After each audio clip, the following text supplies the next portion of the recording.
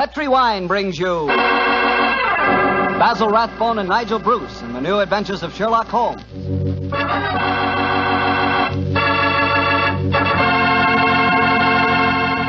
The Petri family, the family that took time to bring you good wine, invite you to listen to Dr. Watson tell another exciting adventure he shared with his old friend at Master Detective Sherlock Holmes.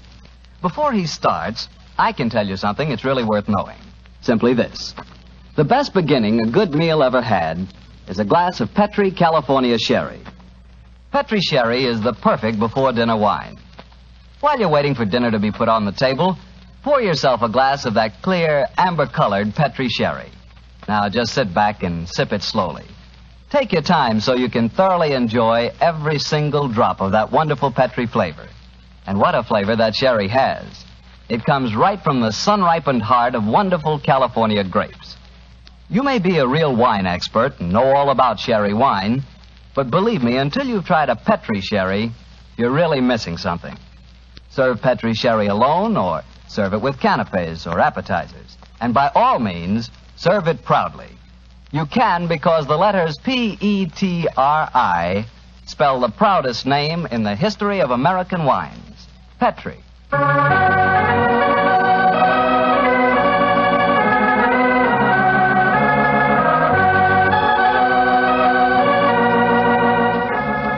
And now let's visit our good friend and host, Dr. Watson. Good evening, Doctor. Good evening, Mr. Bartell. Draw up your usual chair and make yourself at home. How about a glass of sherry? That'd be very nice. All ready for tonight's story, Doctor? Yes, my boy. Here's your sherry. Thank you, sir. My story begins on a June night in 1889. My wife and I had spent a quiet evening at home, I remember. It was just about the hour that a man gives his first yawn and glances at the clock, when the tranquility of the scene was broken by the discordant jangling of our front doorbell. An emergency call for you, I suppose, Doctor. Not exactly, Mr. Bartell. It turned out to be a certain Mrs. Isa Whitney, an old friend of my wife's who'd come to us in trouble. Her husband, she told us, had been missing for 48 hours, and, knowing him to be the victim of the shocking habit of taking opium, she was convinced that he was lying drugged and stupefied in some foul den amid the London waterfronts. And I suppose you went out to try to find him? Yes, Mr. Bartell, I did. She told me that her husband had mentioned frequenting a place called the Bar of Gold in Upper Swandam Lane, so naturally that's where I began my search. I quickly located it, and after ordering my cab to wait, I entered the place. A strange sight met my eyes. Through the smoke-ridden gloom, I could catch a glimpse of bodies lying in strange, fantastic poses as they smoked the pipes of death. Most of the unhappy creatures lay silently, but some muttered to themselves and others talked together in strange, low, monotonous voices, their conversation coming in gushes and then trailing off into silence, each mumbling his own thoughts and paying little attention or heed to the words of his neighbor.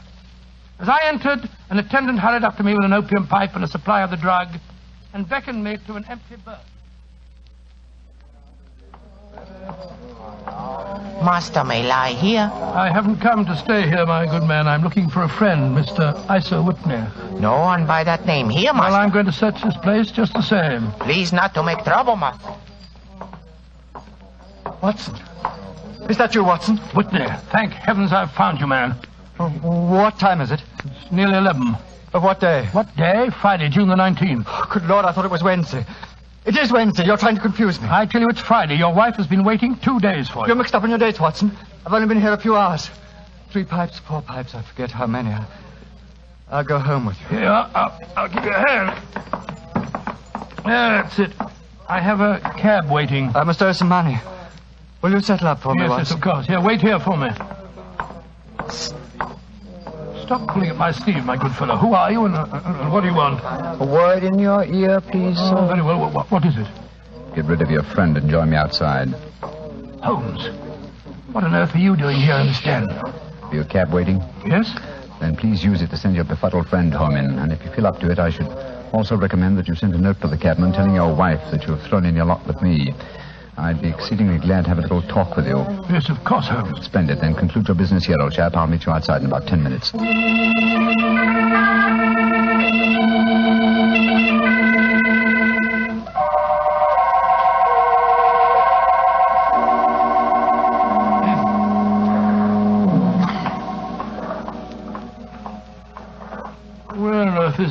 It's nearly... Is that you, Holmes? Yes, Watson, it's me. Your disguise is wonderful. I'd never recognized you if you hadn't spoke to me just now. Disposed of your friend? Yes, of course. Splendid. Let's start walking. I have a horse and trap waiting for me in the next street. Oh, what on earth were you doing in the Bar of Gold, Holmes? Trying to get news of a missing man. You see, I'm in the midst of a very remarkable inquiry.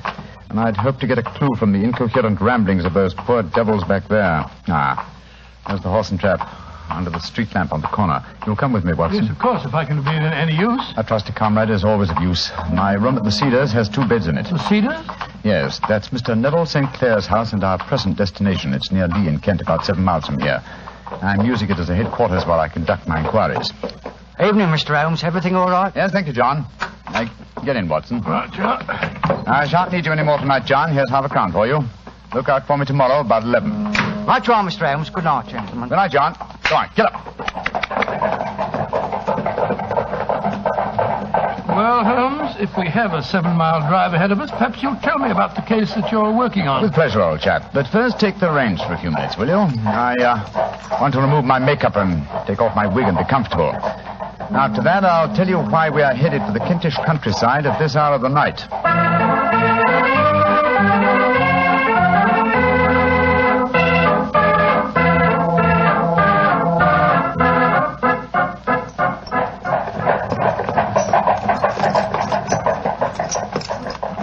Watson, you have a grand gift of silence. It makes you invaluable as a companion. We've driven 4 miles and you haven't uttered a word. It wasn't easy, Holmes. I've been dying to question you, but I could see that you were preoccupied. Then I shall reward you with a clear and concise statement of my problem. Mr. Neville St. Clair, aged 37, the father of 2 children and an affectionate husband, is missing. He left his house, the Cedars, near Lee, our present destination, last Monday. 4 days ago, eh? Yes. Now, why should an affectionate husband and a happy father disappear? Any money trouble? No, I think not. His entire debts, at the moment, amount to £88, while he has £220 standing to his credit at the Capital and Counties Bank. Who was the last person to see him on Monday? His wife. But let me tell you the story. He left his house for London rather earlier than usual. He was a businessman, then? Yes, he has an interest in several companies in London, but his wife doesn't know exactly what he does. But to continue, he left for London saying that he would bring his little boy home a box of toy bricks. Now, by the merest chance, his wife received a telegram shortly after his departure saying that a parcel of considerable value was waiting for her at the offices of the Aberdeen Shipping Company. Aberdeen Shipping? Why, their offices are in Fresno Street. I drove by them tonight. Exactly, and Fresno Street branches out of Upper Swandam Lane, where the Bar of Gold is situated. Ah, now I'm beginning to understand. Go on, Holmes, go on. Mrs. St. Clair took a train for London, and at exactly 4:35 on Monday last, found herself walking past the Bar of Gold. Suddenly, she heard a cry, and looking up was horrified to see her husband beckoning to her from a second-story window. Great Scott, was he a prisoner, or was he there of his own free will, do you suppose? Undoubtedly, he was a prisoner. The window was open, and she distinctly saw his face, which she described as being terribly agitated. Really? He waved his hand to her frantically and then vanished from the window so suddenly that it seemed to her that he had been dragged back by some irresistible force from behind. Oh, gracious me. One singular point which struck her quick feminine eye was that although he wore the coat he had left for London in, he wore neither collar nor tie. Oh, what did she do? Rushed down the steps into the Bar of Gold and attempted to go up the staircase leading to the second floor. I suppose that Oriental fellow that I talked to tonight stopped her. Exactly. In fact, he pushed her out of the door and slammed it after her. She rushed down the lane and a few moments later was lucky enough to meet a sergeant and 2 constables. She took them back with her to the Bar of Gold, of course. Yes. They went with her to the room in which Neville St. Clair had last been seen. Of course, there was no sign of him. In fact, on the whole floor, there was no one to be found except a hideous, deformed beggar who seemed to live there. From what Mrs. St. Clair told me, it appears that the sergeant conducted the examination quite intelligently. Certain you saw your husband at this window, Mrs. Sinclair? I'm positive, Sergeant. And the Lascar swears no one's been upstairs this afternoon. Well, he's probably lying. But let's see what this cripple fellow has to say for himself. Here, you. What do you want with me? I ain't done nothing. Now, you heard what this lady said. Did you see your husband go in this room a few minutes ago? I didn't see nobody, and I've been here all the afternoon. You live here? Yes. And you swear on oath that no one's been in this room for the last few hours? Yes, I do. Mrs. Sinclair, I know that you think you saw your husband, but don't you suppose... Look on the table. Just a wooden box, ma'am. But I know what's inside it. There, see? Oh, it's a lot of wooden bricks like kids play with. My husband came to London today especially to buy them for our son.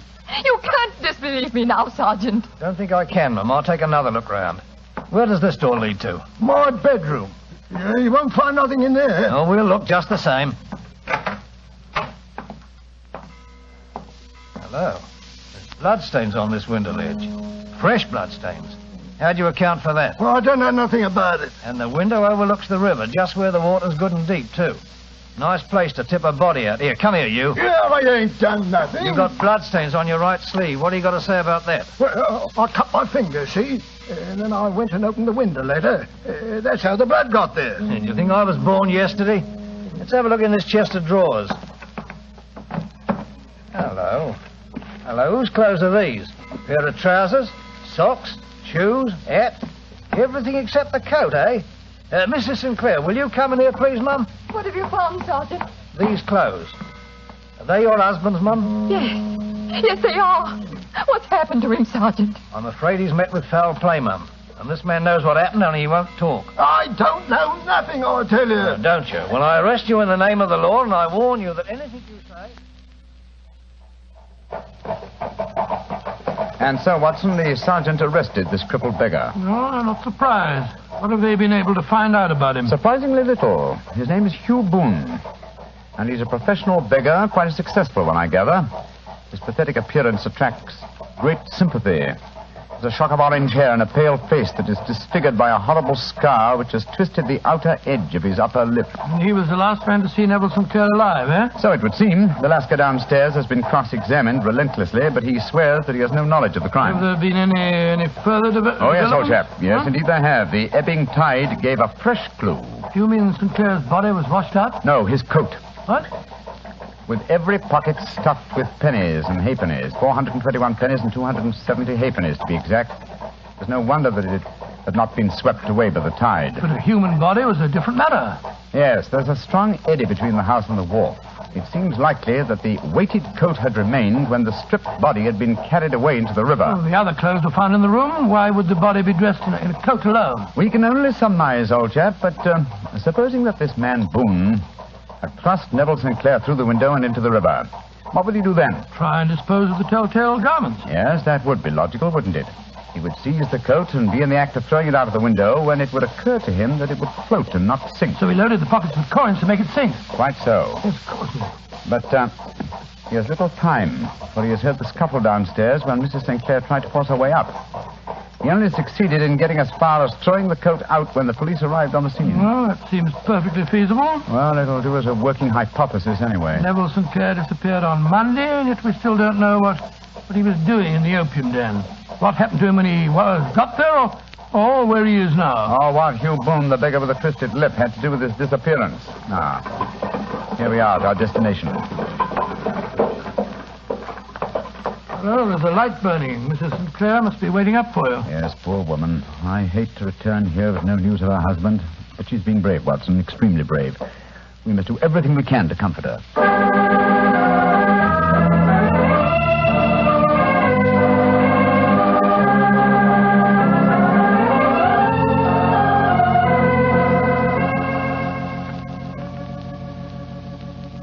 Dr. Watson, I'm so grateful that you were able to come down and help your friend. Oh, I only hope that I can be of some help, Mrs. Sinclair. I see that you have no good news for me, Mr. Holmes. I'm afraid not. No bad. No. Thank heaven for that. Mr. Holmes, tell me honestly, do you think that Neville is still alive? Well, Frankly now. Frankly, then I don't. You think he's murdered? Oh, I don't say that, but perhaps you see... And on what day did he meet his death? On Monday. Then perhaps, Mr. Holmes, you can explain how I received a letter from him today. What? Where is the letter, madam? Here. Let me see it. This is very crude writing on the envelope. Surely it's not your husband's hand? No, but the writing in the letter is. Uh-huh. This letter contained an enclosure. Yes, there was a ring. His signet ring. What does the letter say, Holmes? Dearest, do not be frightened. All will come well. There is a huge error which it may take some little time to rectify. Wait in patience. And it's signed Neville. Mm-hmm. Written in pencil on the flyleaf of a notebook. No watermark.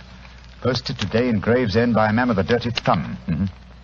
And the flap has been gummed, if I'm not mistaken, by a man who has been chewing tobacco. My husband must be alive, Mr. Holmes. This might be a clever forgery to put us off put us off the track. But the signet ring.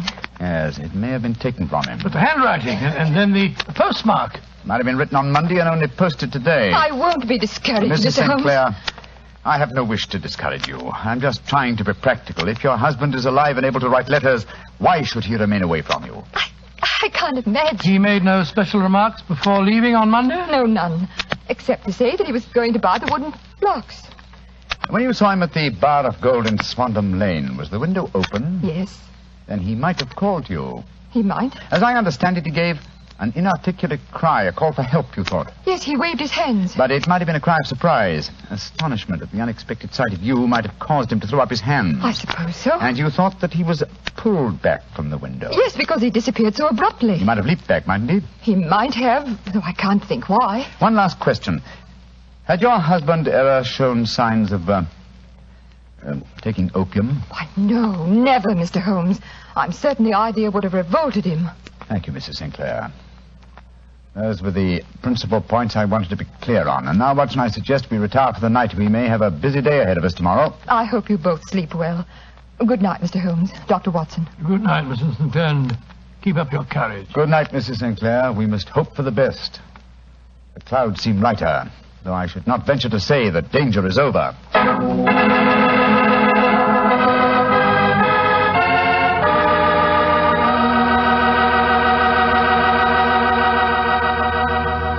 You'll hear the rest of Dr. Watson's story in just a second.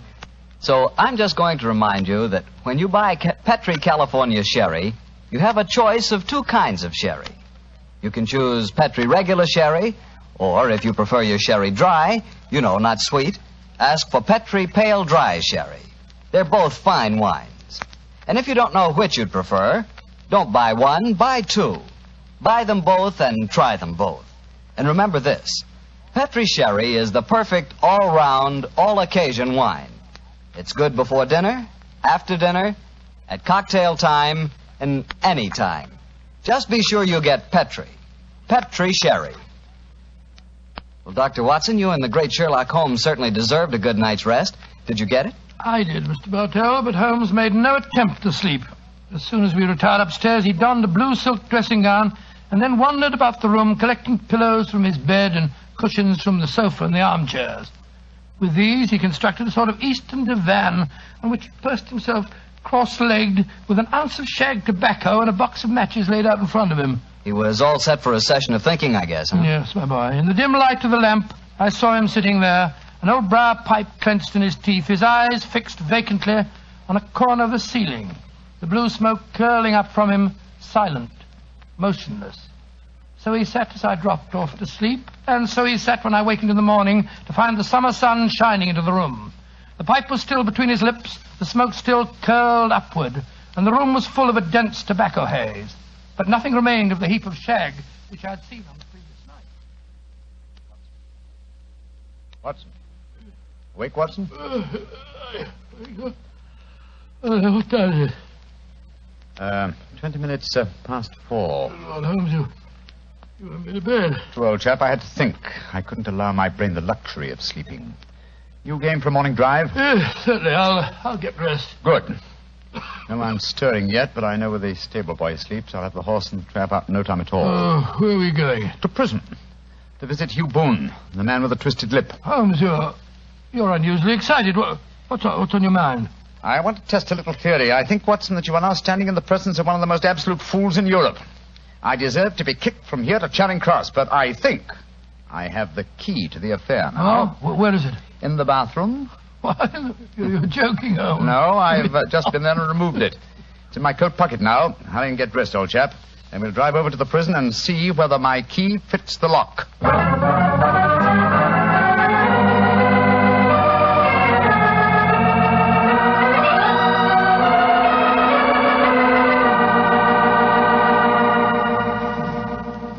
Well, good morning, Mr. Holmes. Dr. Watson. Good morning, officer. Good morning. Well, you're a couple of early birds, and no mistake. Yes, Constable. We're searching for the proverbial worm. Who's on duty? Inspector Bradstreet, sir. Oh. Oh, here he is now. Good morning, Bradstreet. Oh, hello, Mr. Holmes. Good morning, Doctor. Good morning, Inspector. What can I do for you, gentlemen? We called about Hugh Boone, the beggar man who is charged with being concerned in the disappearance of Mr. Neville St. Clair. You have him here? Yes, Mr. Holmes. He's in the cells. I'll take you to him. Follow me, will you, gentlemen? Thank you. Well, what kind of a prisoner has he been, Inspector? Oh, he hasn't given us any trouble, but he's a dirty devil. It's as much as we can do to make him wash his hands. His face is as black as a tinker's. So he has an aversion to washing, has he? Yes, Mr. Holmes. Well, once his case has been settled, he'll have a regular prison bath, and when you see him, I think you'll agree with me that he needs it. Well, here we are. This is his cell. He's still asleep. Good Lord, what a filthy, repulsive-looking fellow. Yes, he's a beauty, isn't he? Want to go in, Mr. Holmes? Please, Inspector.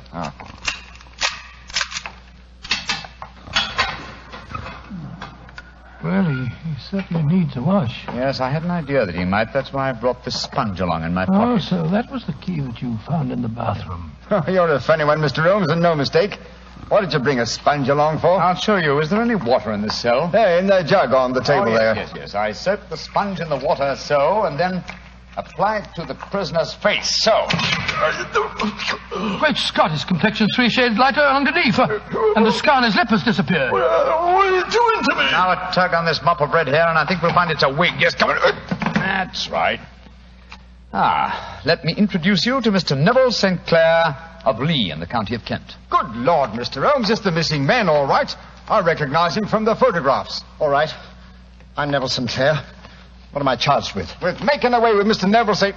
Oh, no, you can't be charged with that unless we make a case of attempted suicide of it. Well, since I'm the missing man, then it's obvious that no crime has been committed, and therefore I'm illegally detained. No crime, but a very great error has been committed. You would have done better to have trusted your wife. It wasn't only my wife, it was the children. I couldn't bear to have them know that their father was a common beggar.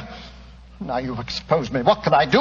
Well, if you leave it to a court of law to clear this matter up, sir, you can hardly avoid newspaper publicity. But if you're perfectly honest with us now, I'm sure that the Inspector and Mr. Holmes won't be too hard on you. No, Mr. St. Clair. Inspector Bradstreet will, I'm sure, make notes on the information that you give us and submit them to the proper authorities. But now, sir, your story, please. Why have you been posing as Hugh Boone, a crippled beggar with a twisted lip? Well, it's a simple enough story. Some years ago, I was a newspaper reporter.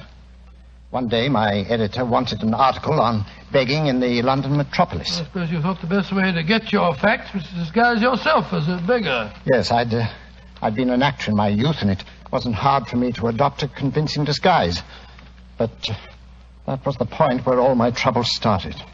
On that first day I sat in the London streets, I found to my amazement that I received no less than 26 shillings and 4 pence. Almost as much as your weekly salary as a reporter, I imagine. Yes, Mr. Holmes. Well, you can imagine how hard it was to settle down to arduous work at £2 a week when I knew that I could earn as much in a couple of days by smearing my face with paint, laying my cap on the ground, and sitting still. Only one man knew my secret. The Lascar at the Bar of Gold in Upper Swandam Lane, eh? Yes, Mr. Holmes. Mm-hmm. Every morning I would emerge from there dressed as a beggar, and in the evenings I'd return and transform myself into a well-dressed man about town. The fellow was well paid for his rooms, and well, I knew that my secret was safe in his possession. And when you got married, you couldn't bring yourself to confide in your wife, I suppose. No, I couldn't. My wife knew that I had a business in the city. She little knew what. When you saw your wife from the window last Monday, you quickly changed back into the character of the beggar, I suppose. Yes, Mr. Holmes. Of course. And then weighted my coat and threw it into the river. Mm-hmm. Well, I don't think there's anything else I need explain, is there, gentlemen? One point. The signet ring that you sent your wife. Well, I knew that she'd be worrying. So I gave it to the Lascar at a moment when no constable was watching me, together with a hastily scribbled note. That note only reached her last night, Mr. Sinclair. Last night? Oh, poor Catherine. What a dreadful week she must have spent. The police have been watching that Lascar. He probably found it difficult to post the letter for you without being spotted. Yes, I would surmise he gave it to a sailor customer of his to post. A sailor who chewed tobacco and had a dirty thumb. Yes, I think all the ends are tied off very neatly now. One last question, Mr. Sinclair. Have you ever been prosecuted for begging? Oh, many times, but what was a fine to me? It's got to stop here and now, Mr. Sinclair. If the police had asked this thing up, there must be no more of you, Boone, the beggar. I swear it. And you must tell your wife the truth at once. If you'd done that a long time ago, you'd have saved both of yourselves a very great deal of misery, sir. I shall tell her everything. Well, Mr. Holmes, we're very much obliged to you for having cleared this matter up. I wish I knew how you reached your results, though. Well, in this case, my dear Inspector, I reached them by sitting upon 5 pillows and consuming an ounce of shag tobacco. I only wish that all my problems might be solved so comfortably.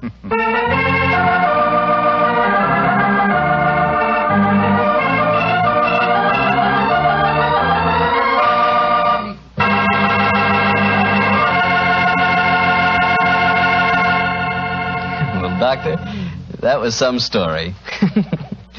Imagine arresting a man for committing a murder and then finding out that he's the fellow who's supposed to be dead. It is a bit bewildering, isn't it? You said it. Boy, being a detective sure has its surprises. Nothing like that ever happens to me. Oh, come. One would believe to hear you talk that you lead a very uneventful life. Oh, but I do, Doctor, I do. Why, I never get any surprises. Look, I tell our friends that Petri wine is always good wine. And what happens? Oh, what does happen? Everybody agrees it's good wine, and that's that. Well, it's just got to be. After all, the Petri family has been making wine for generations. Winemaking is their heritage.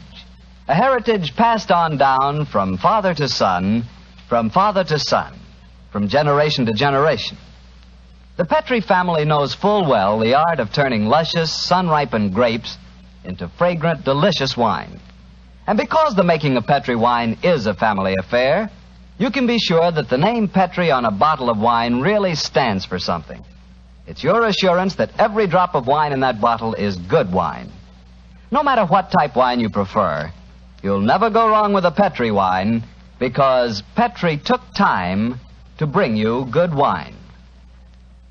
Well, Dr. Watson, what new Sherlock Holmes adventure are you planning to tell us next week? Well, now let me see. Next week,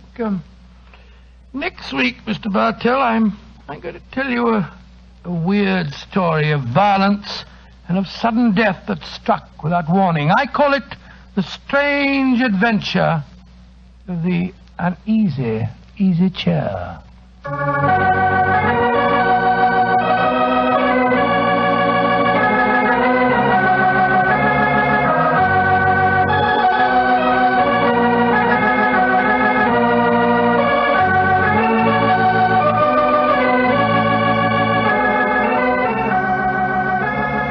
Tonight's Sherlock Holmes adventure was adapted by Dennis Green and Anthony Boucher from Sir Arthur Conan Doyle's story, The Man with the Twisted Lip. Music is by Dean Fossler. Mr. Rathbone appears through the courtesy of Metro-Goldwyn-Mayer, and Mr. Bruce through the courtesy of Universal Pictures, where they are now starring in the Sherlock Holmes series.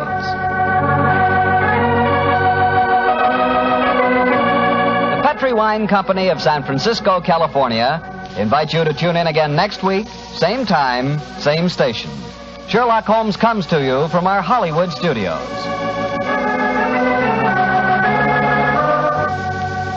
This is Harry Bartell saying goodnight for the Petri family.